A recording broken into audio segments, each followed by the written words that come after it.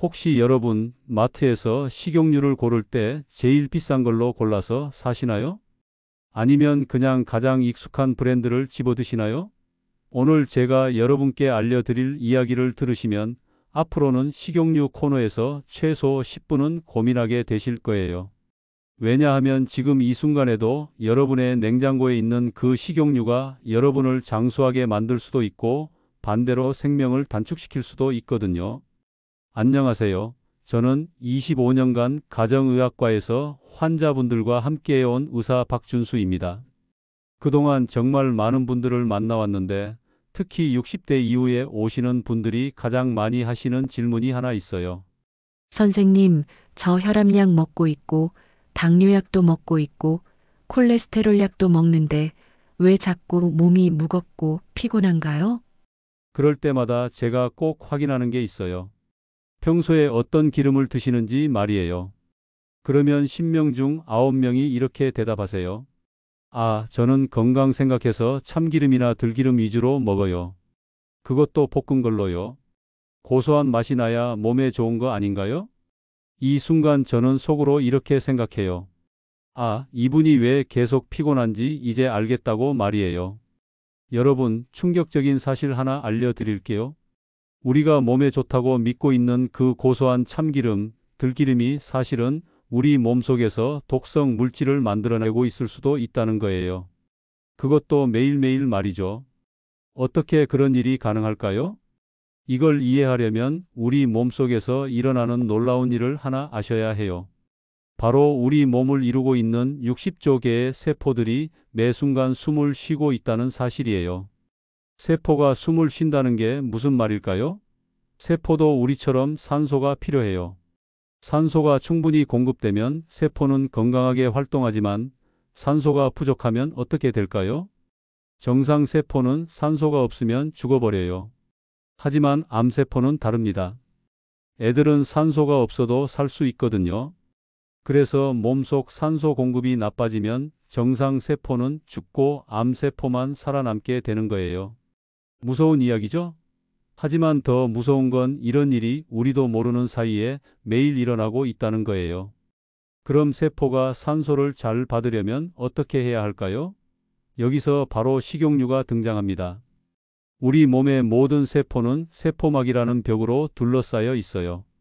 이 세포막은 마치 집의 문과 창문 같은 역할을 해요. 좋은 것은 들어오게 하고 나쁜 것은 내보내는 거죠.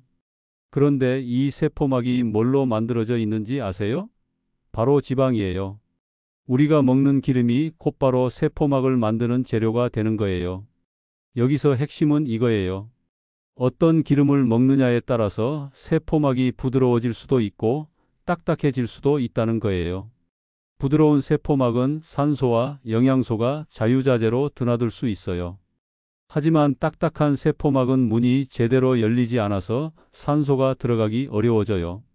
그럼 어떤 기름이 세포막을 부드럽게 만들고 어떤 기름이 딱딱하게 만들까요? 이걸 알려면 오메가라는 용어를 아셔야 해요. 오메가3, 오메가6, 오메가9 이렇게 있는데 숫자가 작을수록 몸에는 좋지만 열에는 약해요. 오메가3은 세포막을 부드럽게 만드는 최고의 기름이에요. 하지만 문제는 열을 가하는 순간 독성 물질로 변해버린다는 거예요. 그래서 들기름이나 아마씨유 같은 오메가3 기름을 볶아서 드시면 몸에 좋으라고 먹는 게 오히려 독이 되는 거죠. 반대로 오메가6은 열에는 강하지만 너무 많이 먹으면 세포막을 딱딱하게 만들어요.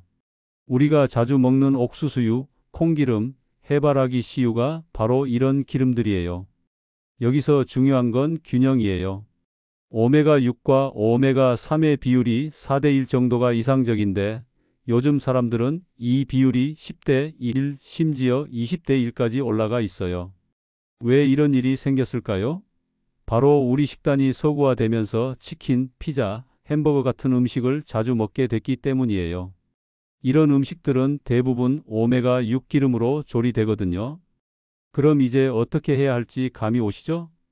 첫째, 오메가3이 풍부한 들기름, 아마씨유는 절대 가열하지 마세요. 나물 무치거나 샐러드에 뿌려 드시는 게 최고예요. 둘째, 볶음이나 튀김을 할 때는 올리브유나 아보카도유처럼 오메가9가 많은 기름을 쓰세요. 이런 기름들은 중간 정도 열에는 견딜 수 있어요. 셋째, 그 고소한 냄새를 포기하세요.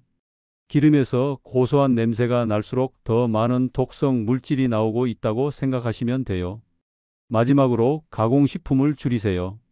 과자, 라면, 빵 같은 가공식품에는 오메가6 기름이 엄청 많이 들어 있거든요. 여러분, 이런 작은 변화만으로도 놀라운 일이 일어날 수 있어요.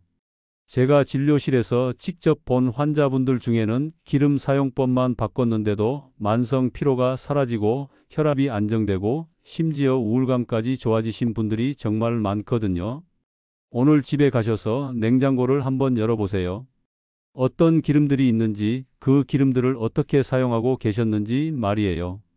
그리고 내일부터는 조금 다르게 사용해 보세요. 여러분의 몸이 분명히 그 변화를 느끼실 거예요. 그런데 여러분, 정말 중요한 이야기가 하나 더 있어요. 바로 우리가 마트에서 사는 식용유가 어떻게 만들어지는지에 대한 이야기입니다. 지난달에 73세 되신 이 할아버지가 오셨어요. 평생 농사 지으시면서 건강하게 사셨던 분인데 최근 들어 소화가 안 되고 속이 더부룩하다고 하시더라고요. 그런데 이상한 게 혈액 검사를 해봐도 특별한 이상이 없는 거예요. 그래서 제가 식습관을 자세히 물어봤는데 놀라운 사실을 발견했어요. 이 할아버지가 몇 년 전부터 건강 생각해서 비싼 식용유로 바꿔서 드시고 계셨는데 그게 바로 문제였던 거예요. 어떤 문제였을까요? 바로 정제유와 압착유의 차이를 모르고 계셨던 거예요. 우리가 마트에서 사는 대부분의 식용유는 정제유예요. 정제유는 말 그대로 여러 단계의 화학적 처리를 거쳐서 만든 기름이에요. 씨앗에서 기름을 빼내기 위해 헥산이라는 화학용매를 쓰고 냄새를 없애기 위해 강한 알칼리로 처리하고 색깔을 투명하게 만들기 위해 표백까지 해요. 이런 과정을 거치면 기름이 예쁘고 투명해지죠. 냄새도 없고 보관도 오래돼요. 하지만 문제는 이 과정에서 몸에 좋은 성분들은 다 사라지고 오히려 몸에 해로운 물질들이 생긴다는 거예요. 반대로 압착유는 어떨까요? 압착유는 말 그대로 씨앗이나 열매를 눌러서 짜낸 기름이에요. 화학 처리를 거의 하지 않기 때문에 자연 그대로의 영양소가 그대로 살아 있어요. 그런데 여기서 또 중요한 건 압착할 때 온도예요. 고온에서 압착하면 기름이 많이 나오지만 영양소가 파괴되고 독성 물질이 생겨요. 저온에서 압착하면 기름은 적게 나오지만 영양소가 그대로 보존되죠. 여러분이 참기름이나 들기름 살 때 고소한 냄새가 나는 걸 좋아하시죠? 그런데 그 고소한 냄새가 바로 고온에서 볶았다는 증거예요. 즉, 영양소는 파괴되고 몸에 해로운 물질이 생겼다는 뜻이에요. 실제로 기름을 160도 이상에서 가열하면 벤조피렌이라는 발암 물질이 나와요. 200도가 넘어가면 아크롤레인이라는 독성 물질도 생기고요. 그래서 고온에서 볶은 참기름, 들기름은 고소하긴 하지만 건강에는 좋지 않은 거예요. 그럼 어떤 기름을 사야 할까요? 먼저 라벨을 꼼꼼히 보세요. 저온압착, 냉압착이라고 적혀 있는 걸 고르시면 돼요. 가격이 조금 비싸더라도 건강을 생각하면 투자할 만한 가치가 있어요. 그리고 용기도 중요해요. 투명한 플라스틱 용기에 들어있는 기름은 피하세요. 빛과 열에 노출되면 기름이 쉽게 산화되거든요. 어두운 유리병이나 스테인리스 용기에 들어있는 걸 고르시는 게 좋아요. 또 하나 중요한 건 보관 방법이에요. 기름은 빛, 열, 공기 이 세 가지를 싫어해요. 그래서 서늘하고 어두운 곳에 보관하시고 뚜껑을 꼭 닫아두세요. 냉장고에 보관하시는 것도 좋은 방법이에요. 그런데 여기서 많은 분들이 놓치는 게 있어요. 바로 기름의 유통기한이에요. 개봉하지 않은 기름도 시간이 지나면 산화돼요. 특히 오메가3이 많은 기름일수록 더 빨리 산화되죠. 개봉한 기름은 더 빨리 산화돼요. 들기름이나 아마씨유 같은 건 개봉 후 한 달 안에 드시는 게 좋고 올리브유도 석 달 안에는 다 드시세요. 이제 실제로 요리할 때 어떻게 써야 하는지 알려드릴게요. 샐러드나 나물 무칠 때는 들기름이나 아마씨유를 쓰세요. 이때는 절대 가열하지 마시고 그냥 뿌려서 드시면 돼요. 오메가3이 풍부해서 염증을 줄여주고 혈관 건강에도 좋아요. 볶음 요리를 할 때는 올리브유나 아보카도유를 쓰세요. 이런 기름들은 중간 정도 온도까지는 견딜 수 있어요.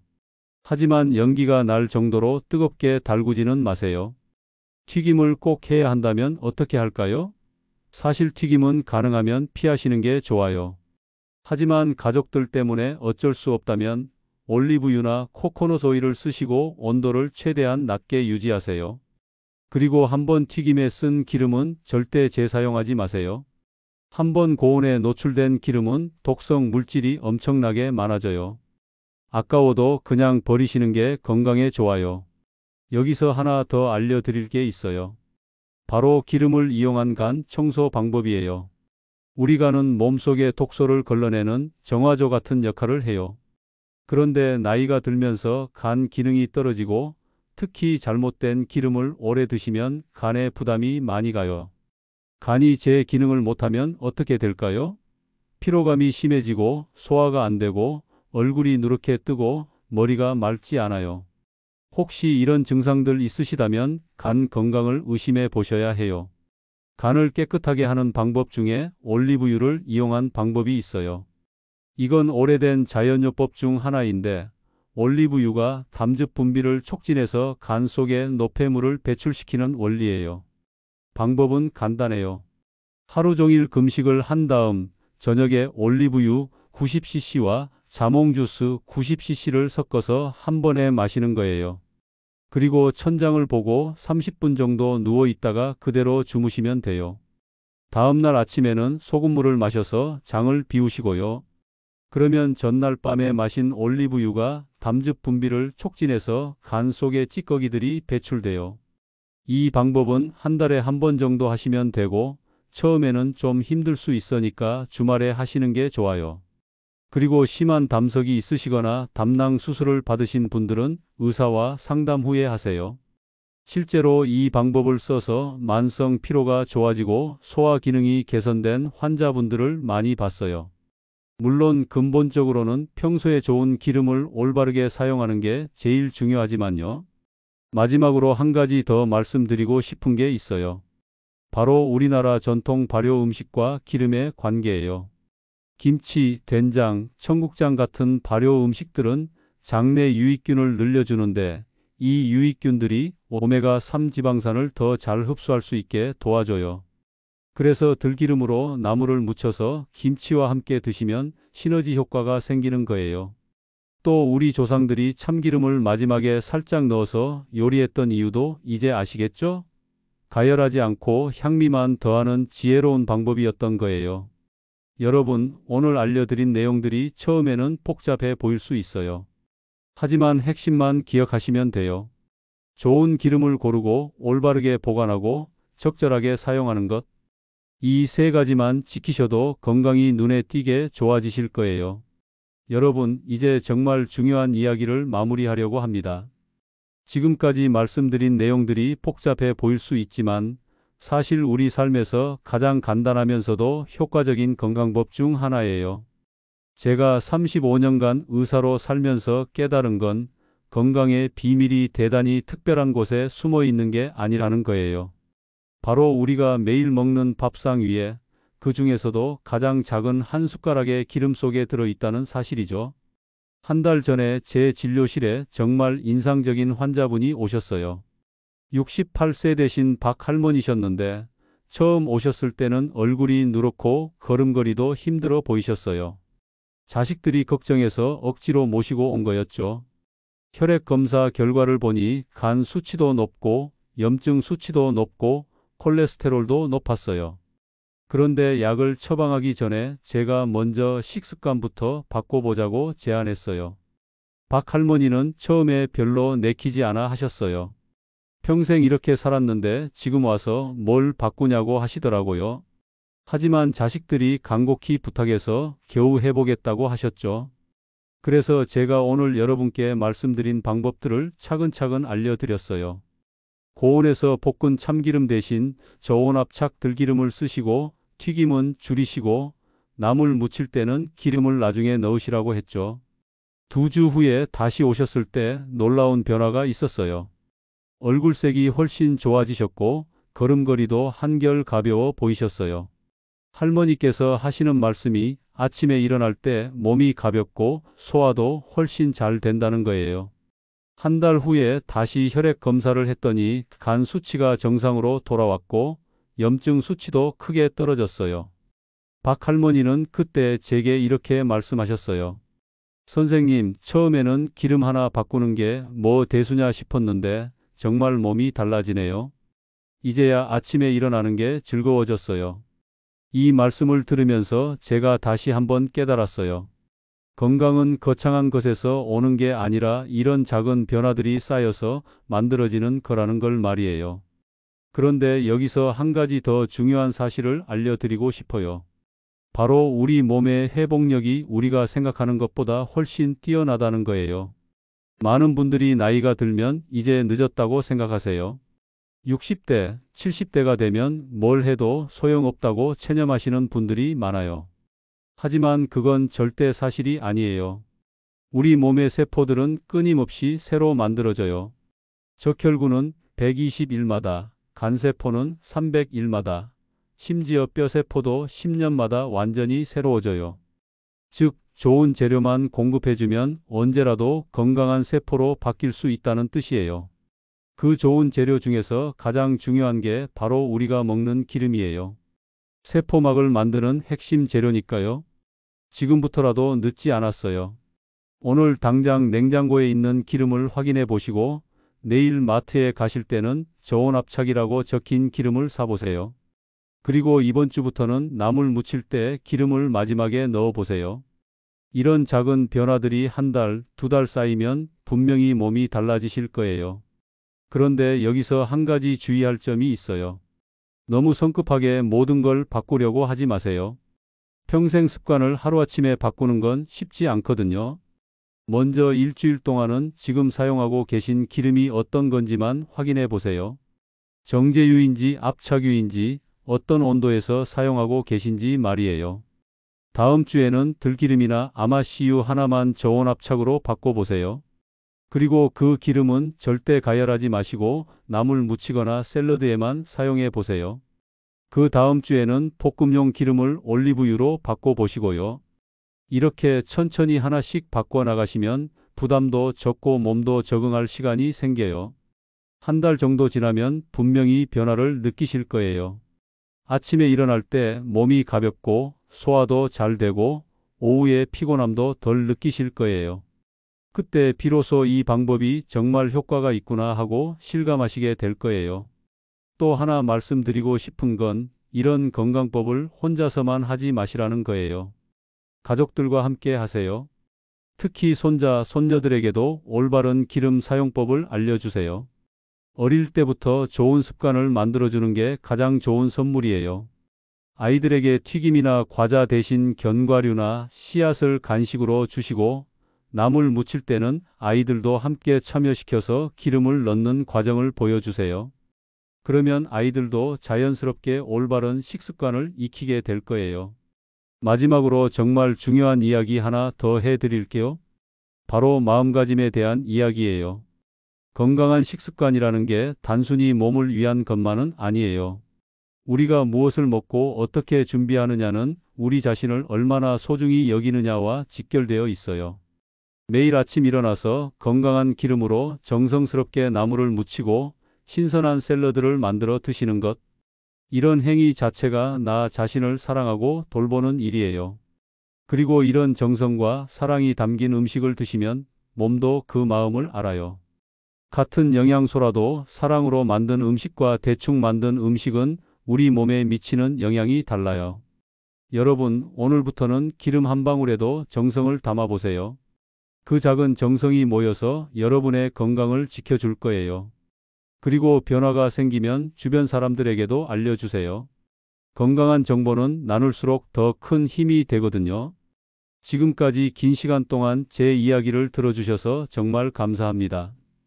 오늘 알려드린 내용이 여러분의 건강한 노년을 만드는데 조금이라도 도움이 되었으면 좋겠어요. 기억하세요. 건강의 비밀은 멀리 있지 않아요. 바로 여러분의 주방에, 여러분의 밥상에 있어요. 오늘부터 작은 변화를 시작해 보세요. 분명히 놀라운 결과를 경험하시게 될 거예요. 여러분의 건강하고 행복한 노년을 진심으로 응원합니다. 혹시 오늘 이야기가 도움이 되셨다면 좋아요 버튼 한번 눌러주시고요. 구독 버튼도 꾹 눌러주세요. 앞으로도 여러분의 건강한 삶을 위한 실용적인 정보들을 계속 들려드릴게요. 그리고 댓글로 여러분의 경험담도 들려주세요.